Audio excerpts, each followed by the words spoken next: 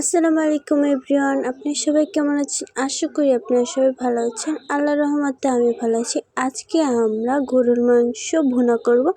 চলুন দেখে আসি কীভাবে ভুনা করে। তো প্রথমে আমরা গরুর মাংসগুলো কি পিস করে নিয়েছি দেখতে পাচ্ছেন, বেশি মোটাও না পাতলাও না, চর্বিযুক্ত মাংস নিয়েছি।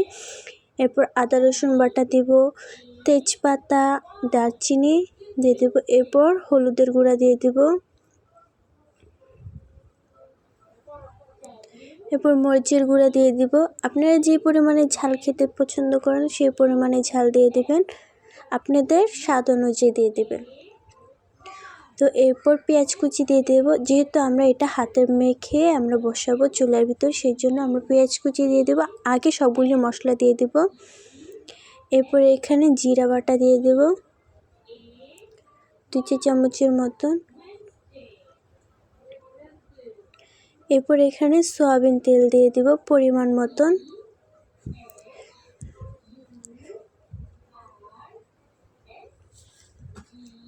তো আপনারা যদি আমাদের চ্যানেলে নতুন হয়ে থাকেন তাহলে চ্যানেলটাকে সাবস্ক্রাইব করে দেবেন, আর যদি ফেসবুক পেজ থেকে দেখে থাকেন তো পেজটাকে ফলো করে দেবেন।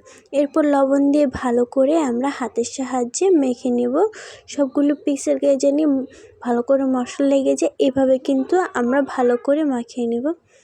তো এরপর আমরা এখানে একটি জিনিস দিতে ভুলে গিয়েছিলাম, তা হলো ধনিয়ার গুঁড়া। তো ধনিয়ার গুঁড়াটা দিয়ে দিলাম। তো দিয়ে আমরা আবার ভালো করে মেখে নিলাম। তো আপনারা কিন্তু একসাথেই দিবেন, আমরা ভুলে গিয়েছি সেই জন্য আমরা পরে দিই। তো দেখতে পাচ্ছেন চুলার আঁচটা কী পরিমাণে দিয়েছি। এরপর ঢেকে রেখে দিয়েছিলাম।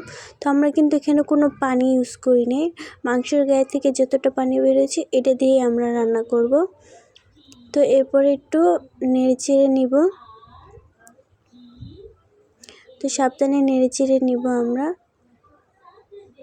তো আমাদের ভিডিওগুলো আপনাদের কেমন লাগে তা কিন্তু আমাদের কমেন্টের মাধ্যমে জানিয়ে দেবেন, আর আপনারা কেমন ভিডিও পেতে চান পছন্দ করেন তা কিন্তু আমাদের কমেন্ট বক্সে জানিয়ে দেবেন।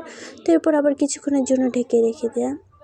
তো কিছুক্ষণ পর ফিরে আসলাম। তো দেখতে পাচ্ছেন পুরো ধোয়ার জন্য ক্যামেরাটা পুরো বন্ধ হয়ে গিয়েছিলো।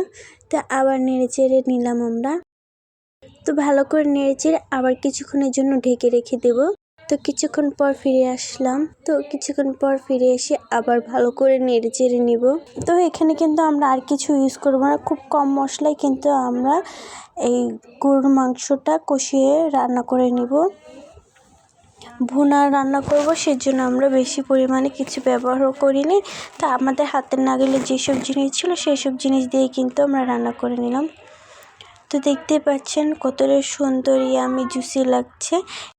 তো এই পর্যায়ে কিন্তু আমাদের রান্নাটা শেষ। তো দেখতে পাচ্ছেন কত ইয়ামি এবং জুসি লাগছে।